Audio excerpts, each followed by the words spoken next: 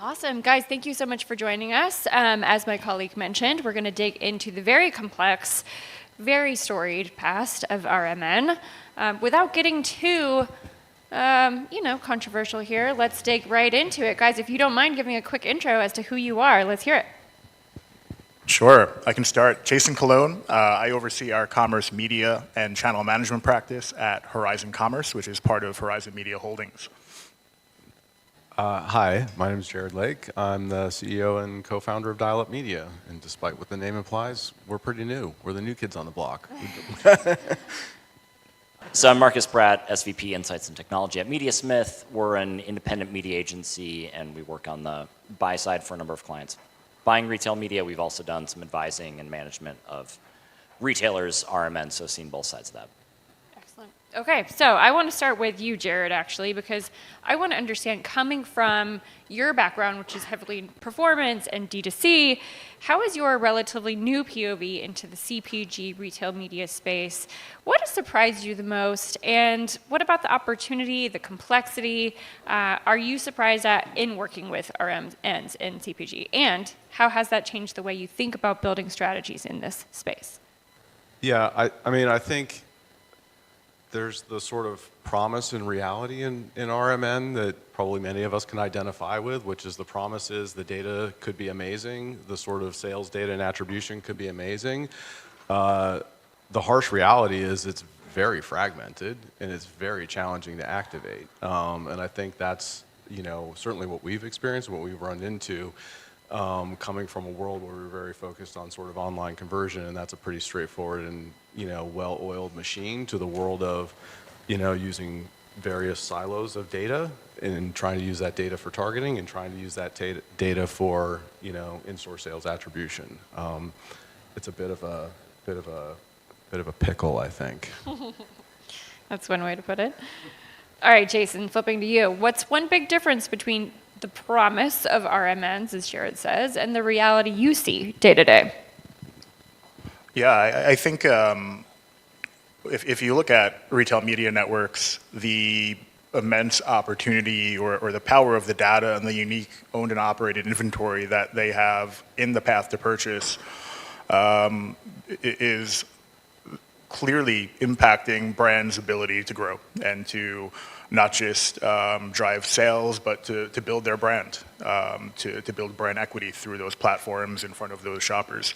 The flip side of that, to echo what was just said, is the fragmentation and the lack of standardization around things like measurement, interoperability between platforms that doesn't exist in many cases, creates a lot of challenges in terms of really understanding what is the impact, the true business impact of the investment you're making in retail media. So I think that there's work that we need to do from an industry perspective on the retailer side to begin to standardize those capabilities. There's been a body of work obviously coming out of the IAB around that, for example. But I think we also need to see retailers start to consider, how do they begin to open up their ecosystems? How do we move out of managed service into programmatic and modern platforms? How do we embrace clean rooms and sharing data with brands so that we could do better measurement or better targeting? So there's a lot of capability and promise, but I think there's still a lot of work to do within the space. Absolutely, a lot to unpack there. So let's keep it moving right along. Marcus, as my colleague mentioned earlier, there's over 200 RMNs today. How do you avoid spreading yourself too thin, but still make an impact on the right place, the right RMN? Yeah, really good question. I think if you're buying from retailers and you sell at retail, a really good way to do that is to start by looking at what are your destinations and where is there actually enough volume or potential to move the needle there. I think, echoing what Jason said, you have to think about, is the juice worth the squeeze? For a lot of brands, it's like once you get past the top 5 or so, it's like, well, sure, we could go, can we move the needle for somebody that's got single-digit percentage of our total sales and go from, 3 to 4, that would be great. But what is it going to take to stand this up? What are the technical integrations? All of that. So I think you're seeing a lot of growth with the big folks for that reason.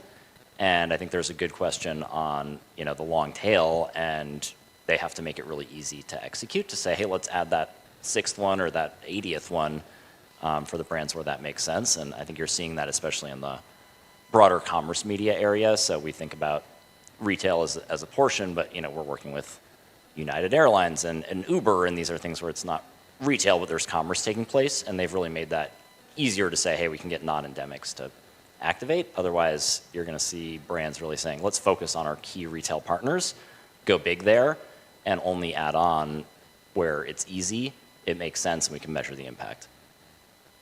Okay, so not to open up a can of worms, but to open up a can of worms. Do you see consolidation coming in this space? Are we close to it? Is it on the horizon? No pun intended.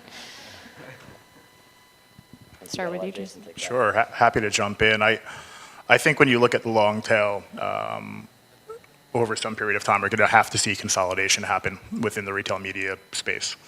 If you think about the decision process of when you're investing in a retailer, I like to think about, do they have unique data, or do they have unique owned and operated inventory that stands out and is worth the level of effort that goes into managing yet another platform and the complexities that come with that. And I think when you start to look at the long tail of the space, that for them to be able to continue to monetize their data to drive growth, they're going to have to start to address some of the advertiser needs or the complexities. And I think consolidation through networks is probably likely to happen, at least for a number of these retail media networks. I'll echo that, but say it's been slower than I'd hoped, which that often happens. So I think that's probably coming faster for the off-site and the data side of things. We're seeing that where more and more retailers are getting comfortable putting their data into marketplaces and making that accessible for buyers. For the on-site space, I know there have been efforts made there, but I feel like that's going to be a much slower roll. There's a lot of business reasons and potential for leadership to be hesitant there to open that up and become part of a network, as well as just the technical integrations and standardization. So I certainly hope so, but I'd say for the on-site stuff, it could be a little bit of a slower slog.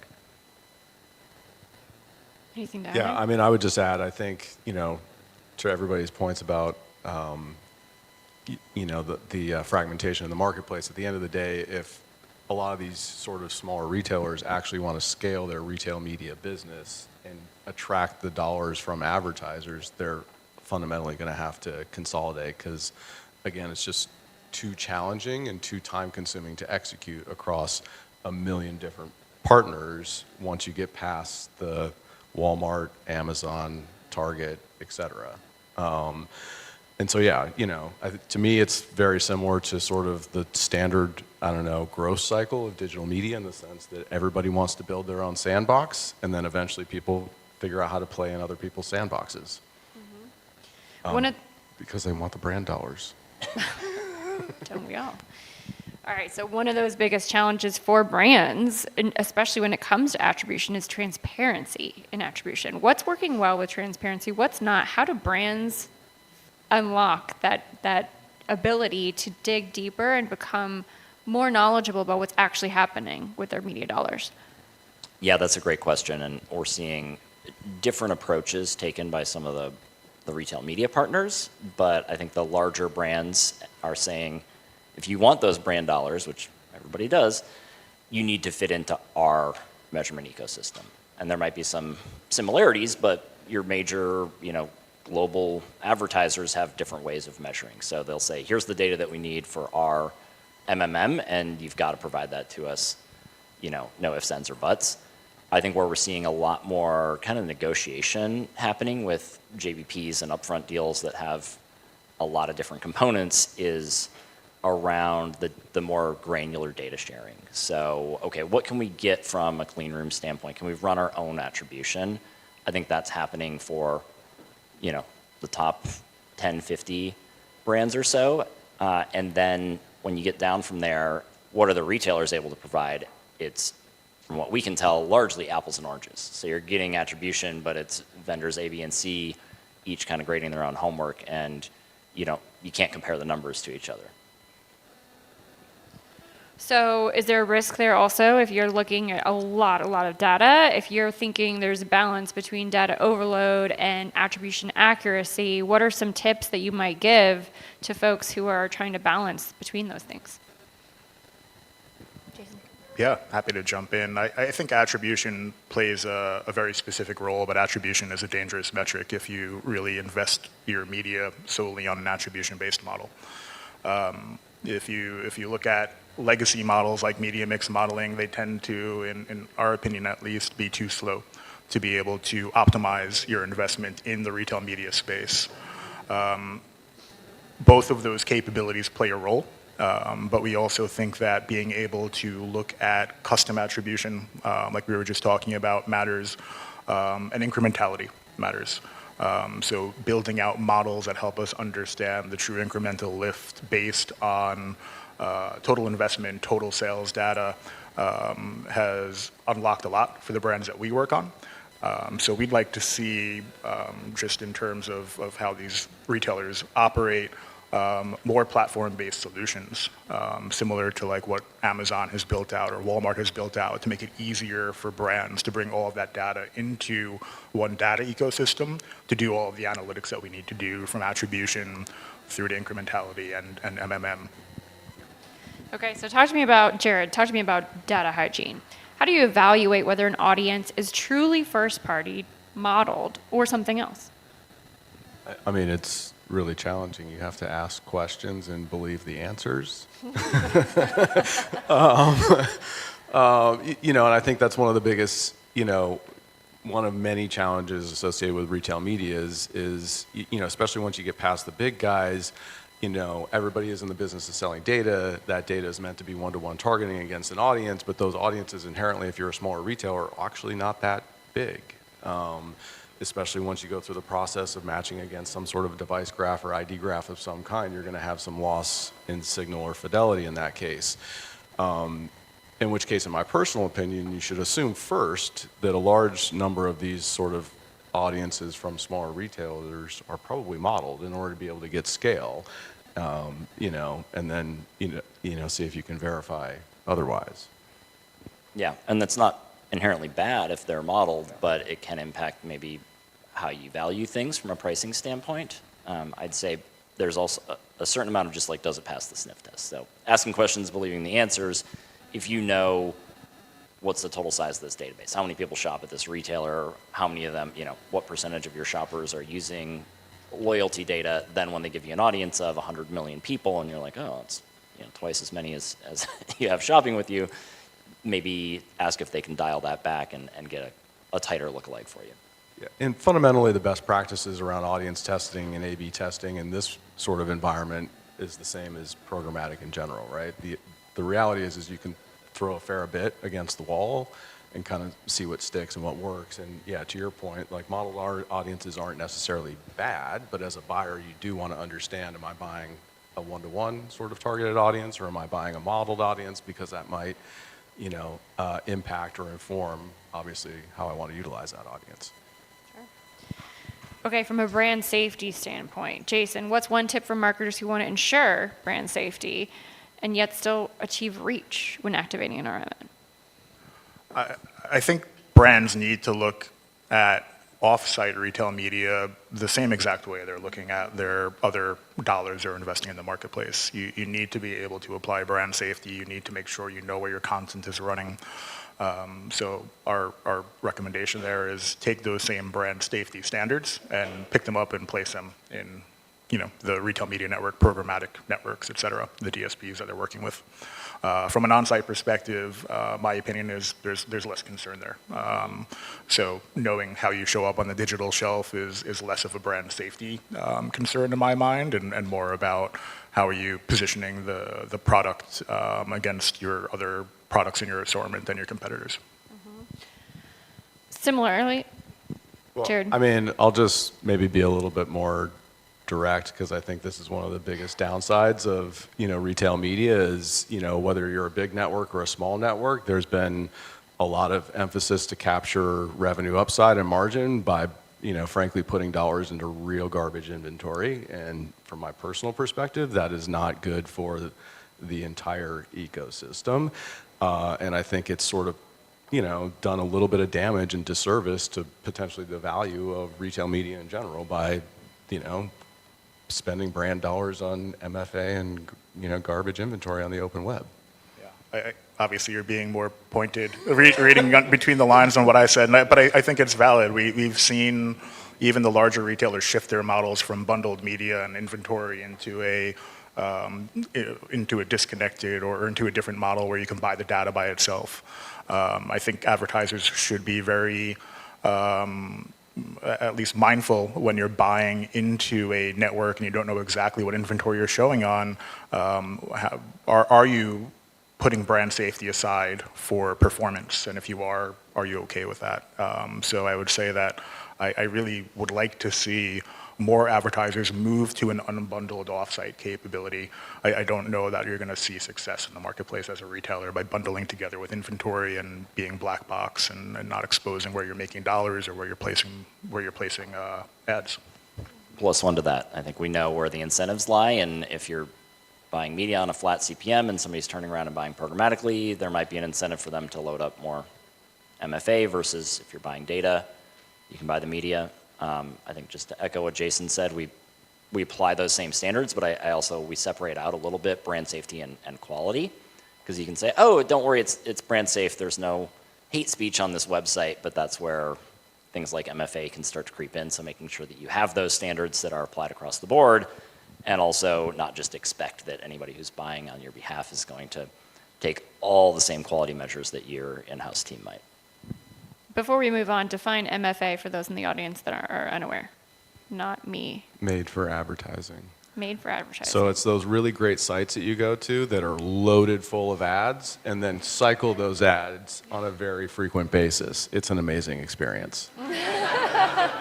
The exact definition is up for debate, as will sometimes happen on email chains between us and some inventory provider. No, it's not made for advertising. Look, there's this good content.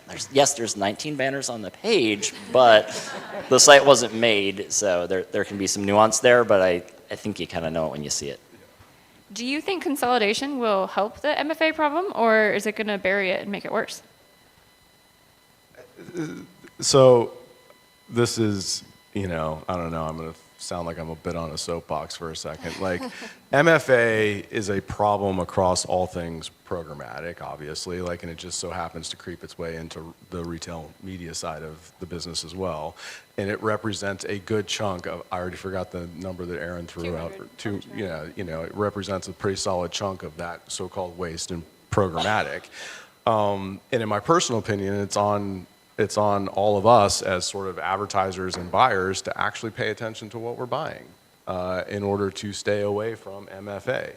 There are some tools out there that can help alleviate the sort of onus on the buyer to actually look at placement reports and sort of understand what it is that you're buying and put in controls from an inventory management perspective. But that's the reality. It exists because, for better or worse, buyers can be sort of asleep at the wheel, and people are going to collect those pennies on the other side of the equation. I think that consolidation should help, and certainly separating out the data from the inventory will put it on the buyer. Because for us, if my programmatic team's out there buying MFA, I might not be happy about it, but also there's nobody to blame but myself.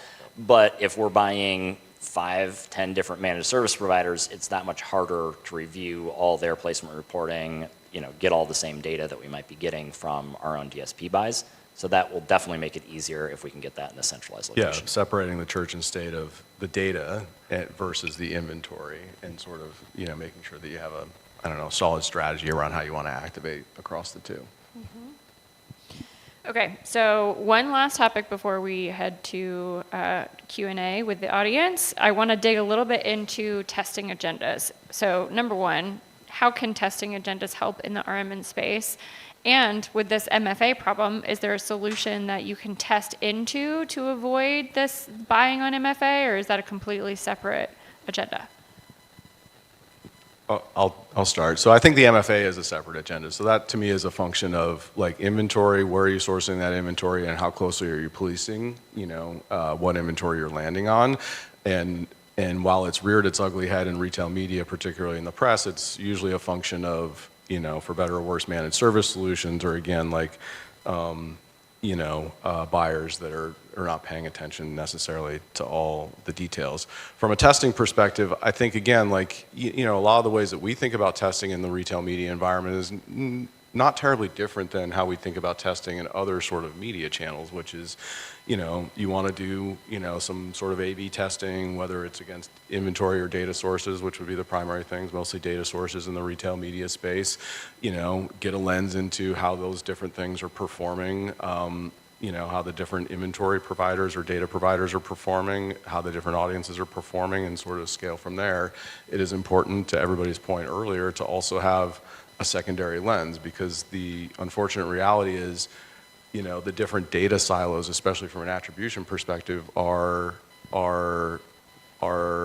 independent in terms of the attribution methodology in many cases, and so you do have to sort of utilize incrementality tests, geo-tests, MMM, other sort of secondary lenses to understand, like, am I moving the needle? Mm-hmm. Great point, and I think on that kind of incrementality testing and looking at separate lenses, we see, especially the farther you're getting from the point of purchase, the more important it is to consider multiple sales channels. So if you're buying on-site, like search ads on Amazon, you're expecting that mostly to influence purchases on Amazon, and measuring that closed loop makes a lot of sense. But if you're running with CTV on Prime Video, you're going to see that's likely going to influence your direct-to-consumer sales, your other retailers. Some of that can be harder to measure. But we've seen cases where something might not appear to really pay out or hit our target when we're looking at just that closed ecosystem, but maybe if you measure it like you would any other connected TV buy, well, there's that influence across other channels that's actually effective for you. Okay. Jason, any last thoughts on that piece? I don't have a lot to add. I think I agree with a lot of what was said here, if not all of it. I think just to build on the last comment is you need to also think about what the objective is. Is your objective to deliver sales within a particular retailer? Is it to drive sales lift or brand lift across the board with particular products?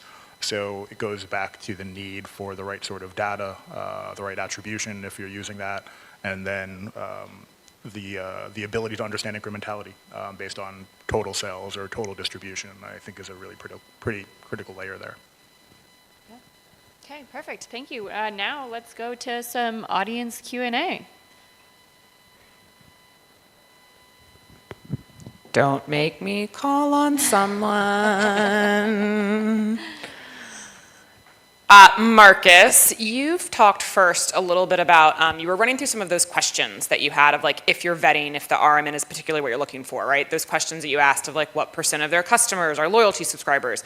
I thought that was a really good insight of how we should look and vet where our media is going. Could you talk through those lists that you're using to say, hey, is this qualified of where my dollars should actually go in the first place? Yeah, so I think we have actually kind of like a playbook that we look at, which is just like a series of questions. It's not on RFP per se, but like just fill in the blank on all this and let's understand it. So there's certainly a lot of business questions that the retailer might know, but a lot of times it's the advertiser who says, like, we know where our sales are coming from. This is a really important channel. We then match that up against, okay, what's the opportunity? Is there a growth opportunity? Does it feel like we're underpenetrated with this particular retailer? But you start with kind of the scaled list. And then what kind of proprietary data do they have that it's worth going in there? So one of my favorite podcasts loves to make fun of the retail media network for Wawa, and apologies if I'm offending anybody, I've never been to one. But you think about something like that where you've got like a convenience store. Is everybody that goes in there entering in their phone number? Or do they have a lot of cash transactions? So if you're doing business with the Wawa retail media network, you're not catching those people who are just paying cash or not necessarily logged in. Similarly, I don't think there's a huge e-commerce angle there, right? So how many people are you reaching online versus grabbing that data? So those are the kind of questions that you might, ask somebody, and just think through before you even have those conversations. Does it make sense? Grocery stores, very good use of loyalty data. Everybody punches in their phone number. They're kind of trained to do that. They get their discounts, and you're going to be able to reach the majority of your shopping audience there. As you expand out into other retailers, ask some of those questions of your partners and also think through typical shopping behavior. Question over here. We have one question. Thank you, kind sir. I'm not sure question or the comment, right? So my name is Surya. I lead the healthcare analytics for Ipsos MMA, one of the attribution provider. So very different from retail, right? So healthcare is a very different world. But one thing we see in healthcare that the brands, when they spend on some of the retailers which are relevant to them, right, like CVS or whoever, that there is an upfront agreement to make sure that CVS is going to share the log level data, right? If you don't pay or play in the game, then they are not actually used for the overall media plan. So is that something that happens outside of, because I think in our space we do see, I mean, like Regeneron is one of the pharma companies that they actually make sure that wherever the ads are placed, that they are going to be involved in providing the data. It is a log level data or whatever that is, so that the measurement can be done more holistically.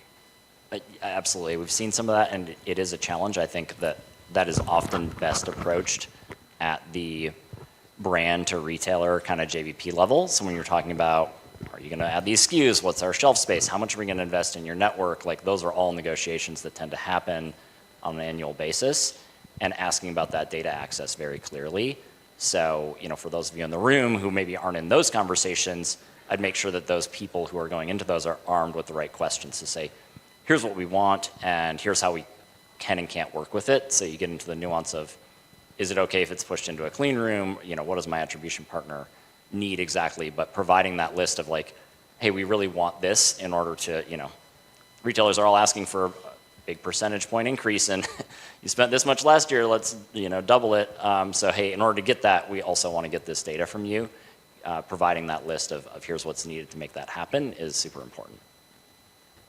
So that upfront planning is really important. Yeah, and the negotiation around data, I think that's going to be an increased focus. There's, okay, what are we spending, and the inventory side of it, all that is important, but data negotiation is probably going to be one of the next frontiers for those larger deals. Jason, Jared, Marcus, Kate, thank you guys so much for this panel this morning. Thank you, guys.